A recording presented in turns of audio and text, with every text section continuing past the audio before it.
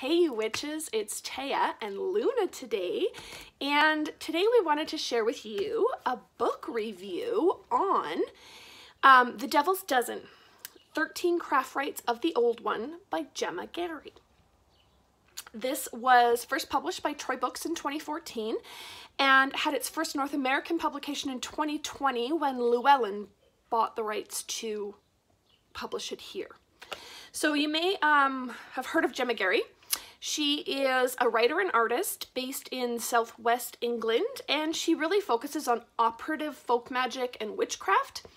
So she's written a few other well-known books, such as Traditional Witchcraft, A Cornish Book of Ways. She's written The Black Toad, which is about magical practices of Devon and Cornwall. And she's written The Charmer Psalter, which is a working collection of magical psalms. So she's kind of got a few, some knowledge under her belt, lots of good stuff to share. And so this book here, this is the book that brought me back to the Witch Father. It brought me back to masculine deity. Coming out of my Catholicism, I was really hesitant to work with a masculine deity, right? And I think that's why a lot of us come to witchcraft and to paganism in general, is just we want to work with the goddess. We want to work with the feminine deity that doesn't really exist so much in the Abrahamic religions. And so I really sort of shied away from working with anything masculine. And I decided, I picked up this book. I thought, it looks interesting. I was, doing a lot of research on traditional witchcraft. And I thought, I should pick it up. And I read this book, and I don't know, it was really eye-opening, and it just felt like coming home a little bit. So I'm going to walk you through sort of the different sections of this book and what they're about. And then, we'll take a look at some of the illustrations. So the first chapter is called The Man in Black, and it's really about meeting the devil. The Old One, the Dark Man, meeting Tubal-Cain. And there is actually a call unto the Dark Man, so an exercise. Each chapter has an exercise to really get to know and to meet this Dark Man. The next chapter is called Under the Horns, and it is about initiation and dedication, along with a rite of witch initiation and dedication.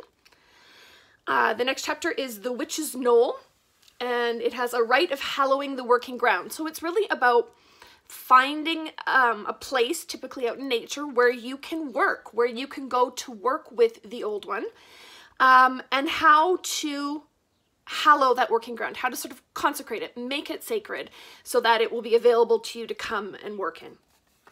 The next chapter is Raising the Stang, and it's all about the stang.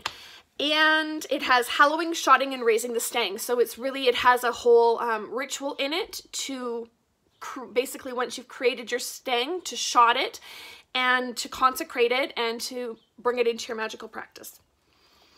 The Horned Castle, and it's basically about the witches, about laying the compass, and it has a rite of the witch's compass, so about how to lay your compass around.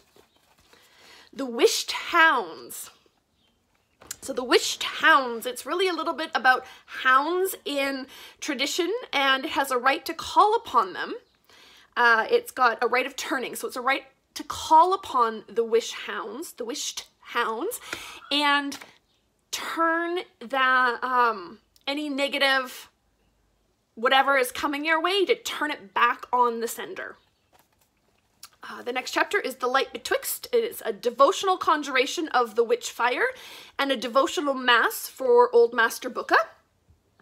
So there you go, it's about devotion. All is One, the rite is union. The rite of union, it's really about joining with the Old One. It's about calling him in, and it's kind of spending a night out in nature, and it's kind of an interesting one. The next one is Skin Turning and the Wild Hunt. So skin turning is like shape-shifting. So the two sort of exercises are the Assumption of the Horns, so kind of shape-shifting yourself, and an All Hallows rite of the Wild Hunt, so an exercise for you to actually join the Wild Hunt. The next one is the Book of Vessel, a rite of the Book of Vessel.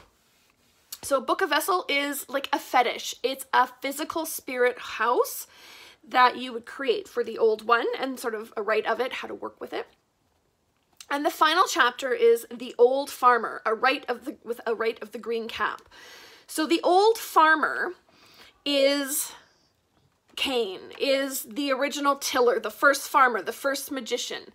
And he is the patron, initiator, guide, and teacher to witches who make plant charms, incenses, powders, oils, unguents, and brews. So sounds like a lot of us, right? I think that's something that most people have some portion of in their practice. And then it's a rite to invoke the old farmer and create an herbal preparation for the coven to partake of. So a lot of the rites in here are written around coven style, but they can be adapted for a solitary practitioner. I've adapted most of them. So yeah, great little book. Oh, illustrations. So illustrations are done by Jane Cox, and each different, so right under the horns, a dedication and initiation of the witch. There's this lovely picture here. Let me find some of the good ones. There's beautiful artwork in here. And at the beginning of each, where are we going here? So at the beginning of each chapter, there's a different piece of artwork. So they're quite lovely. And she also, done by the illustrator in the center, are a series of photographs. And sorry, it's hard for me to see. There's a lot of glare off the screen on my end. But there's photographs of different rites. They're kind of hard to see because they're very dark, so it might not show up well on camera, but different rites and different things that they're talking about in here in the book. So I like that there's photo plates as well as illustrations, so it kind of gets you some idea of what they are talking about. And the final bit to this book that I always appreciate is there's a good solid bibliography in the back. And I think that that's important. Gives you avenues for further research, and it also lets you kind of see where she's coming from, where she's gotten some of her information from. So I always appreciate a good bibliography. Now, generally speaking, this is not a book for the faint of heart. It's not probably really going to be well received by the love and light crowd. Nothing wrong with that. But if you're not really looking to work with the old one, the devil, Buka, Tubal-Cain, if you're not sort of bent on that already or ready for that, I don't know that this would necessarily be the book for you. It is traditional witchcraft rites, and it's definitely not for the faint of heart. It feels to me very broadly written. Her previous works, right, is like a Cornish Book of Ways, or it's about the magical practices of Devon and Cornwall. And while I'm sure she pulls from that to create this, it feels very broadly written, which to me makes it a little bit more accessible. It doesn't necessarily correlate to a certain region and their practices, which I appreciate. It's kind of more broadly written than that.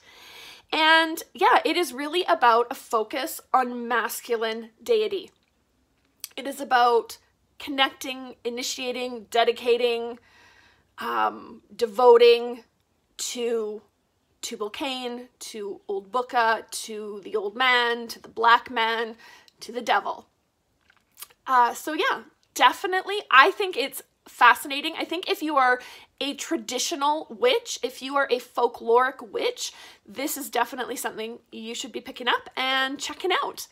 Yeah, if you've read this, I'd love to hear what you think about it. Leave me a comment. And otherwise, we will catch you in the next one. That was The Devil's Dozen, 13 Craft Rites of the Old One by Gemma Gary.